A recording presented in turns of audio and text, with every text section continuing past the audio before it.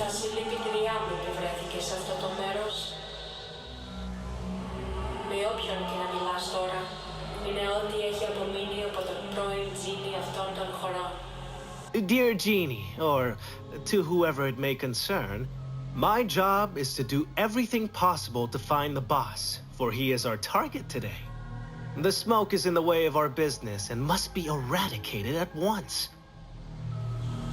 Αυτός ο boss που ψάχνεις, γνωρίζεις το ιστορικό του, την οικογένειά του, το πρόσωπό του. Ακόμα και αν δεν μπορείς να απαντήσεις αυτές τις ερωτήσεις, φαίνεται να γνωρίζεις πολύ καλά ποια είναι αυτή η ονότητα. Παρά αυτή τη σιγουριά, το ότι εσύ και εγώ συζητάμε σε αυτό το μέρος λέει πολλά για την ανικανότητά σου να ολοκληρώσεις ένα τέτοιο έργο.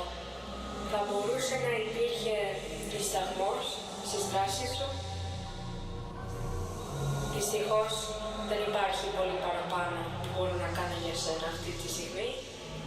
Επιλέγω να σου υπενθυμίσω ότι το μέρος που βρισκόμαστε είναι πολύ μακριά από την πραγματική φυσική σου μορφή. Μόνο μπορώ να σε κρατήσω από το να επιστρέψεις εκεί. Ωστόσο, μπορεί να κάνω μία εξαίρεση για σήμερα. Άγγιξε τις αναμνήσεις μου. Επιτρέψε μου να σου δείξω μια πραγματικότητα όπου πέτυχες τις βαθύτερες πόθους σου.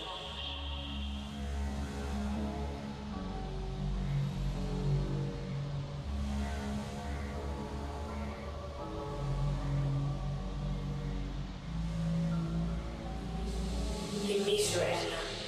Το μόνο που χρειάζεται είναι το σωστό μέρος